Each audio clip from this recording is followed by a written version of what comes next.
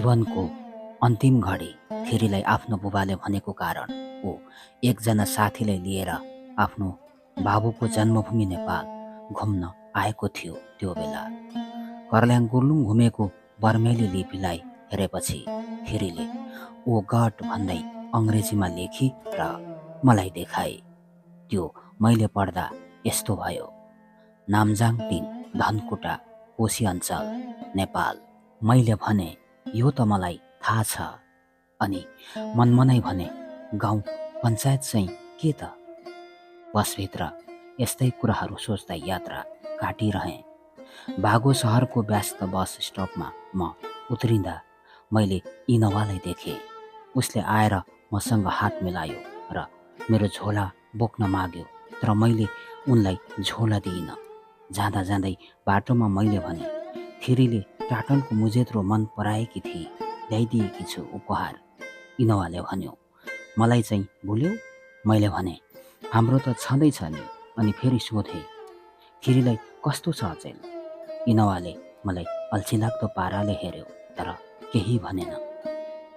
मैले अड्कल लगाएँ, थिरीदेखि इनोवा पनि दिक्क भइसकेको हुनुपर्छ। तर किन? थिरी त उनको प्रेमिका हुन्। के त्यही बेला इनोवालाई थाहा थिएन र थिरीले ड्रग्स लिन्छे भन्ने कुरा? पुरै थाहा थियो। इनोवाले पनि त ड्रग्स लिन्थ्यो। एकपल्ट हाम्रो बास हिलेमा परेको थियो। त्यो बेला थिरीको ब्यागमा भएको केही सामग्रीहरूलाई मैले देखेँ। चुरोटको सिल्भर पेपरको टुक्राहरू, बर्मेली सिक्का, पैसा जो बीएस ब्राउन सुगरको कसले काई जमाएको थियो, अनि एउटा सानो अलि लाम्चो कागज जस्तै प्लास्टिकको घुमाउरो आकारको। म पनि कुलतको आदती त थिएँ नै, तर थिरी र इनोवा जतिको चाहिँ होइन। इनोवाले एउटा चमेना गृहतिर पसौँ भन्ने सङ्केत गर्दै मलाई भन्यो, मनी। मैले हुँ भनेपछि ऊ बोल्यो, म थिरीलाई छोडिदिन्छु, ऊ अब सुध्रिन्न। मैले मनमा नै सोचेँ, रेयुकाईले सञ्चालन गरेको नयाँ प्रोजेक्ट नवजीवन सुधार केन्द्रबाट निस्किएपछि इनोवा स्वार्थी भएछ। यस बारेमा इनोवाले मलाई चिठी लेखेको थियो र फोन पनि गरेको थियो। त्यो बेला मैले भनेको थिएँ, थिरीलाई पनि भर्ना गर न त्यहाँ। हामी एउटा रेस्टुरेन्टमा बस्यौँ। इनोवाले सी फुडको सुप र चामलको भक्का लेखिएको मेनुमा चिन्ह लगायो। एउटी बर्मेली बठनिया मस्किँदै आई र मेनु लगी। मैले त नास्ता नगरौँ भनेको थिएँ। इनोवा नै नमानेको कारण एका बिहानै ब्रस नगरे नास्ता खानु पर्यो मलाई। म चाँडै थिरीलाई भेट्न चाहन्थेँ र उनको पागलपन जस्तो स्वभावको मजा लिँदै ऊभित्र एउटा दर्शन खोज्न चाहन्थेँ। टमटमले 10 जना प्यासेन्जर नपुगी नहिँडाउने भनेपछि मैले इनोवालाई भने, अटो रिक्सामै जाउँ। हिमथाडा थिरीको गाउँ पुगियो। 1 घन्टाको यात्रापछि हामी दुवै थिरीको घरमा पुग्यौँ। बिहानको यस्तै 10 बजेको छ। एउटी आई मैले इनोवालाई खाउला झै गरेर हेरी। इनोवाले हतार हतार भन्यो, नेपाल नेपाल। त्यसपछि त्यो आइमै हाँसी अनि बर्मेली कुराबाट के भनी इनोवाले मलाई भित्र लगेर गयो र भन्यो, यही हो थिरीको कोठा। तर कोठा भित्रबाट बन्द थियो। थिरी, ओ थिरी, इनोवा करायो। निकै बेरपछि ढोका खोलियो। अगाडि थिरी उभिएकी थिए। मैले भने, शुभ प्रभात थिरी। थिरी मुसुक्क हाँसी र मलाई गालामा मुहाई खाई। मैले थाहा पाइहालेँ, भर्खर मात्र थिरीले ब्राउन सुगर तानेकी रहेछ। उनको श्वासबाट नै मैले थाहा पाएँ। थिरीको बोझिलो नयनलाई मैले हेरेर मनमनै भने, यो इनोवा पागल हो, यति राम्रो केटीलाई छाड्छु भन्छ। थिरीकी बहिनी मार्लाले भान्सा तयार गर्छु भनेर भन्न आई र गई पनि हाली। ब्राउन सुगरको नसाले थिरी अल्छी भएकी थिए र मसँग जबरजस्ती गफ गर्दै थिए। मैले यो कुरा भाँपे र भने, थिरी, अहिले तिमी आराम गर, पछि कुरा गरौँला है। हुँदैन, तिमी नेपालबाट आएको साथी हौ, सुनौ तिम्रो कुराहरू। मैले भने, तिम्रो भायोलिन प्रतिको सफलताले म साह्रै प्रभावित भएको छु। कुनै बेला कर्ण श्रवण गर्न पाए साथीप्रति तिमीले चढाएको उपहार सम्झनेछु। अनि फेरि सम्झिएर मैले भने, ए साँच्ची तिमीलाई टाटनको मुजेत्रो पनि ल्याइदिएको छु। मैले निकालेर दिएँ। थिरीले टेबलमा त्यो फ्यात्तै राखी। मलाई यस्तो लाग्यो कि टाटनको मुजेत्रोप्रति उसको मोह हराइसकेको छ अथवा मेरो उपहारप्रति उसलाई कुनै लगाव छैन। मैले नजर झुकाएछु। त्यो देखेर थिरीले भनी, मन दुख्यो? त्यसै बेला इनोवाले भन्यो, म मार्लालाई सघाउन भान्सामा जाउँ? मैले भने, तिमी यहीँ बस। थिरीले अलि दुखेसो गर्दै भनी, मनी थाहा छ तिमीलाई? अचेल इनोवाले झुकाव मार्लापट्टि लगाएको छ। त्यसले ड्रग्स तान्दिन नि। त्यसैले मैले भने, थिरी तिमी यति बिग्न किन तान्छौ? थिरी उठी र टपतिर गई अनि अनुहार पखालेर आई र भनी, तिमी नेपालबाट यहाँ किन आयौ? म प्रतिको एउटा झुकाव हो या साथीप्रतिको झुकाव? त्यसपछि निकै बेरसम्म थिरी बोलिन। उनकै कोठामा खानपिन भयो। मार्लाले सबै काम गरी। भाँडा माझ्न सघाउन चाहिँ इनोवा गयो। म त पाहुना भइहालेँ। मैले भने, थिरी पर्ममा पनि त नेपाली बस्ती छ नि, त्यो कता पर्छ? उसले भने, जिन क्याइटमा पुरै नेपाली बस्ती हो। मैले यस बारेमा केही सोधौँ भन्ने लागेको थियो, तर थिरीले बिचाइमा भने, त्यताको कुरा नगरौँ। ए तिमीले ड्रग्सको बारेमा कुरा गर्दै थियौ नि।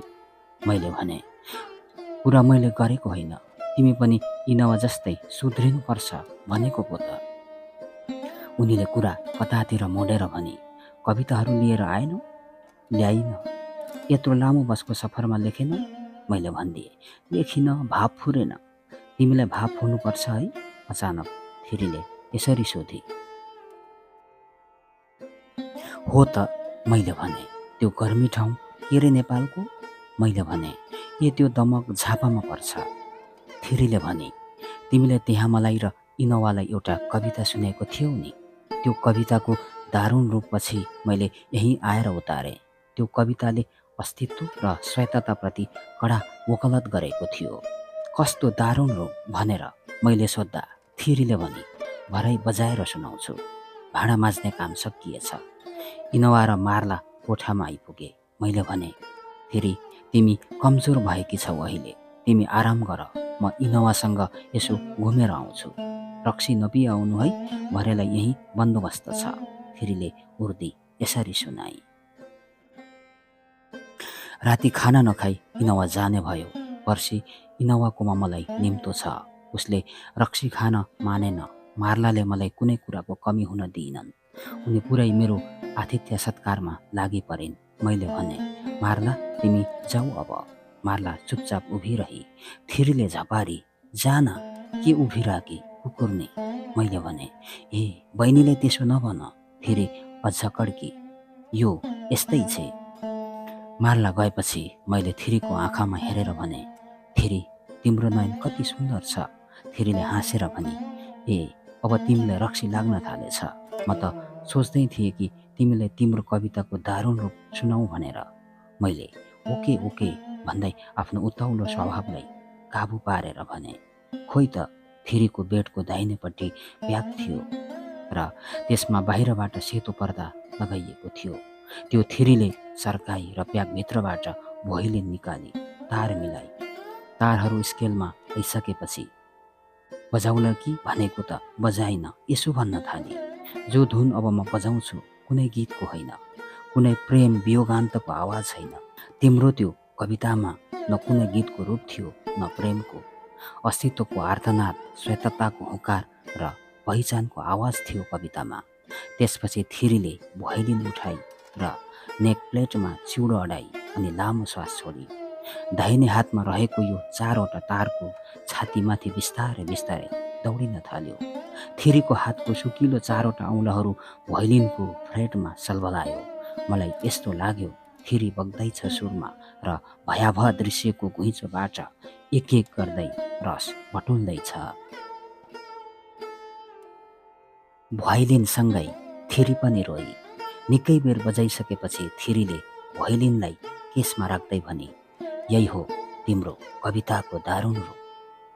मैले अलिक कुरा बुझिनँ र थिरीलाई नजिकबाट हेरेँ।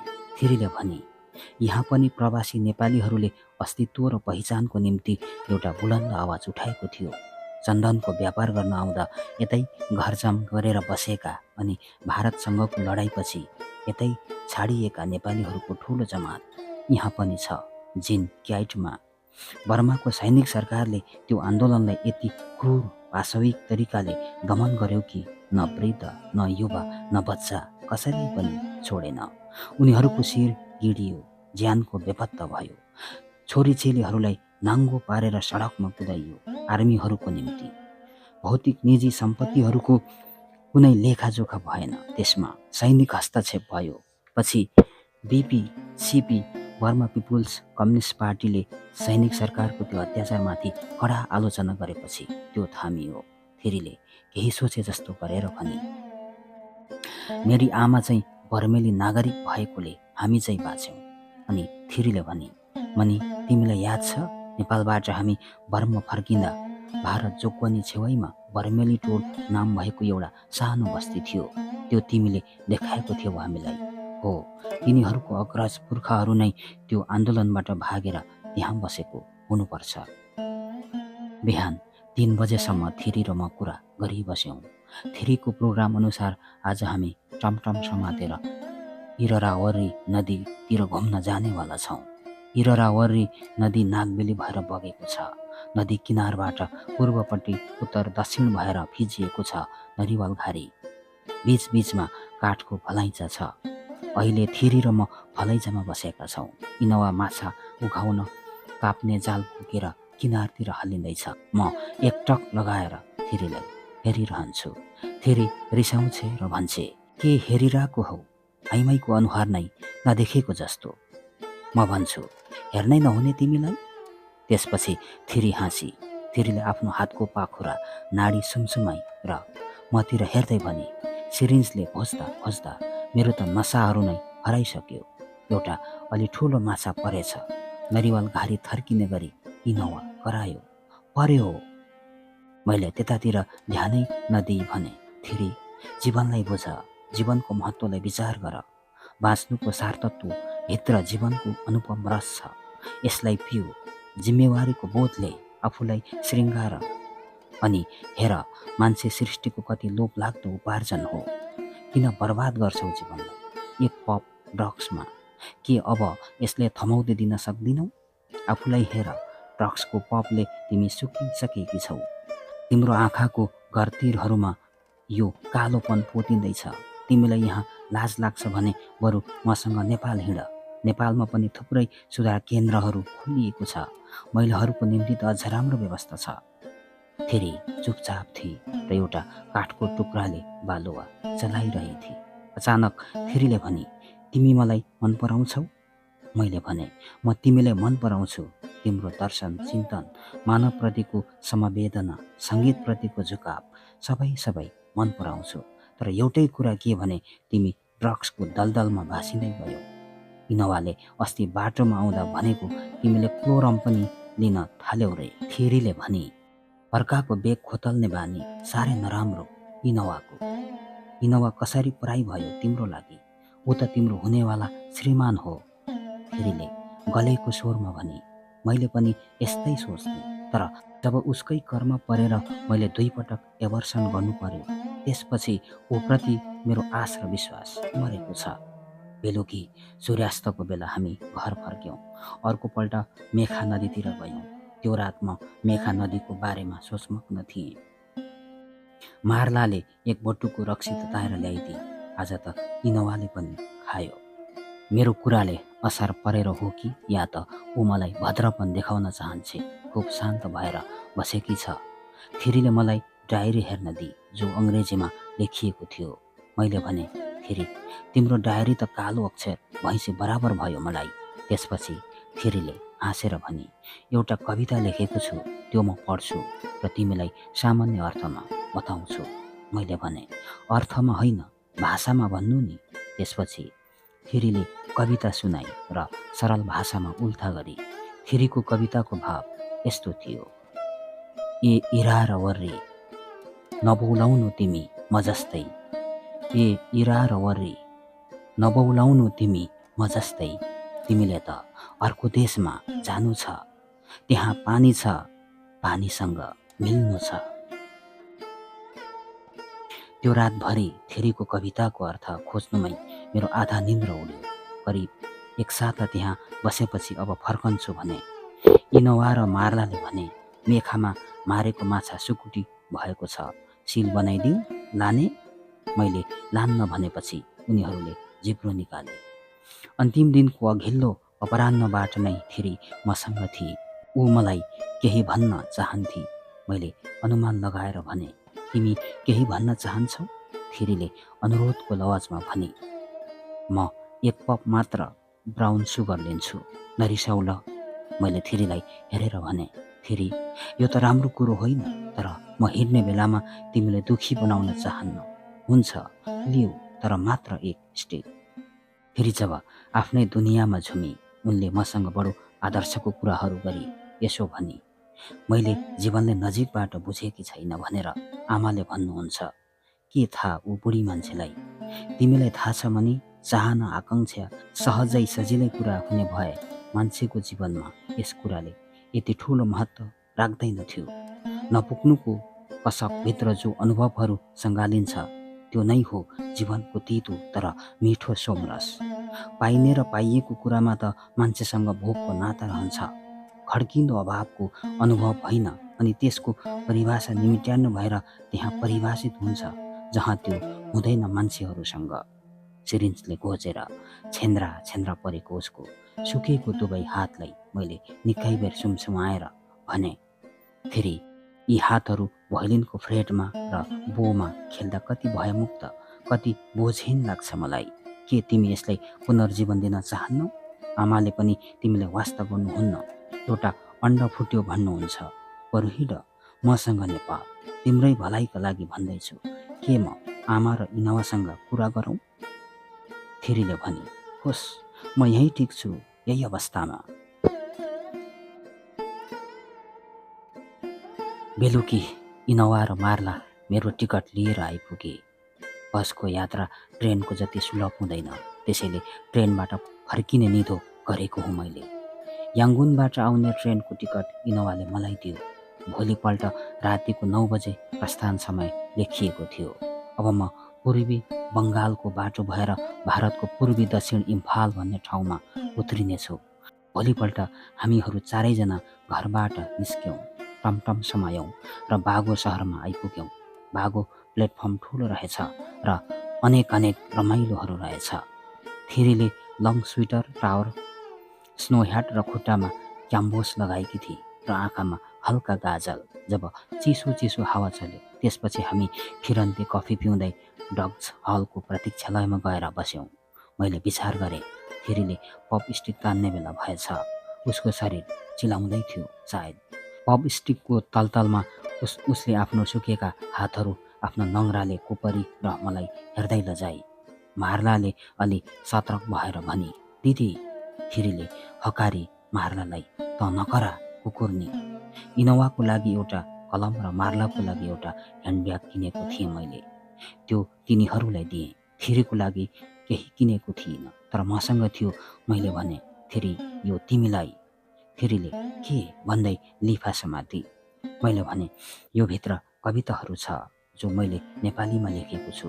तिमी नेपाली बुझ्दिनौ, म अङ्ग्रेजीबाट उल्था गर्न जान्दिनँ। थेरीले दिक्क मान्दै भनी, तिमीसँग अङ्ग्रेजीमा कुरा गर्नुभन्दा सजिलो त फलामको चिउरो चपाउनुहुन्छ। तिम्रो ब्रोकेन अङ्ग्रेजीले म त दिक्क भइसकेँ। संवाद गर्नु कति अप्ठ्यारो छ। मैले भने, के गर्छौ त, धन्न यति पनि बोलेको छ, कठै भन न। म चाहन्छु हामी दुई बीचको संवादमा आएको यो अप्ठ्यारो आजीवनलाई रहोस्। यसमा तिमीले आफ्नो भोइलिनलाई रुवाऊ र एउटा मिठो पार्श्व सिम्फोनी निकाल अनि मलाई सम्झ। आफैले हामी दुईलाई सम्झ र अड्कल गर।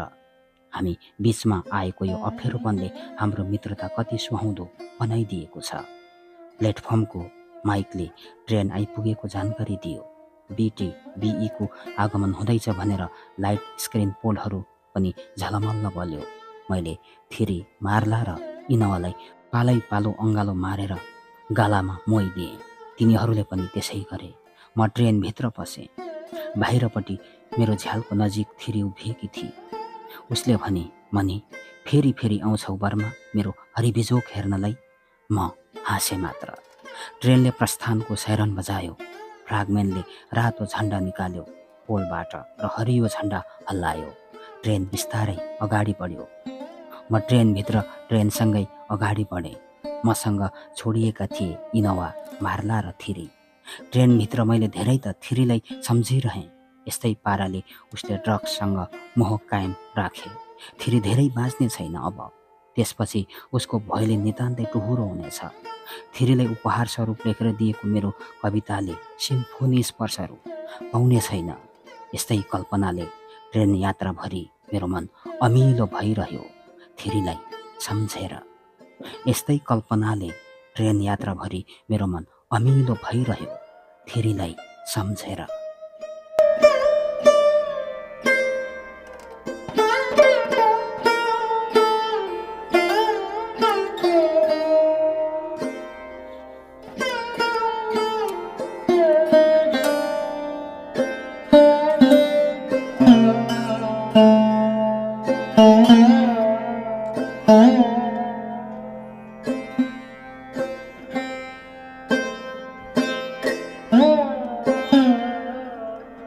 Mm-hmm.